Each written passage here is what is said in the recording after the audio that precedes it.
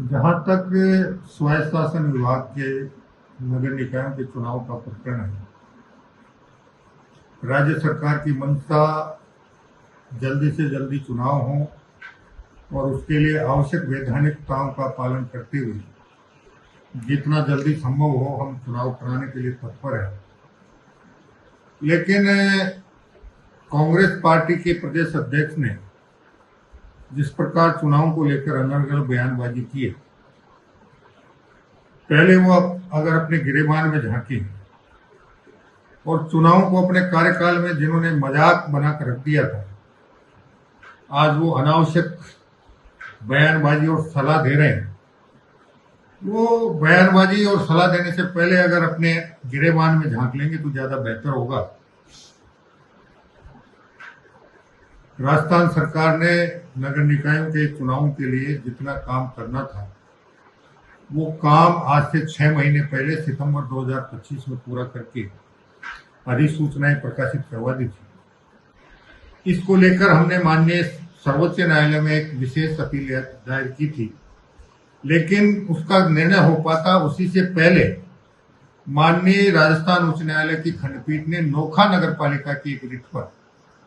अपना निर्णय सुनाते हुए ये निर्णित किया है कि राजस्थान नगर पालिका अधिनियम की धारा 10 राजस्थान सरकार को अधिकृत करती है कि वो जब चाहे नगर निकायों की सीमा में परिवर्तन कर सकती है, जब चाहे तब वो उनका पुनर्गठन कर सकती है, जब चाहे तब वो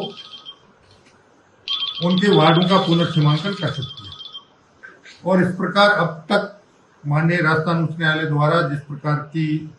निर्णय दिए गए थे उसकी सारी बातें अब साफ हो चुकी हैं और हमारे 309 नगर निकायों को चुनाव को लेकर अब किसी प्रकार की बाधा नहीं है। राज्य पिछड़ा वर्ग आयोग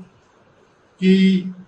ट्रिपल टेस्ट के आधार पर जब तक रिपोर्ट प्राप्त नहीं होती है तब तक हम अन्य पिछड़ा वर्ग आयोग को राजनीतिक आरक्षण नहीं दे सकते। और राजस्थान विधानसभा में भी कांग्रेस के प्रदेशाध्यक्ष और उनके दूसरे नेताओं ने यह प्रश्न उठाया था। मैंने विधानसभा में भी उनसे साफ तौर पर कहा था कि अगर आपकी मंशा ये है कि अन्य पिछड़ा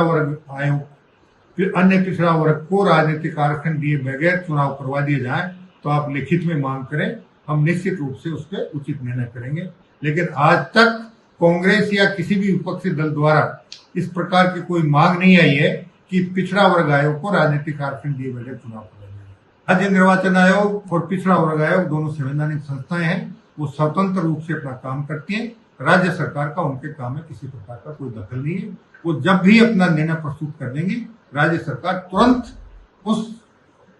के अनुसार आगे की कार्रवाई करने के लिए तत्पर है।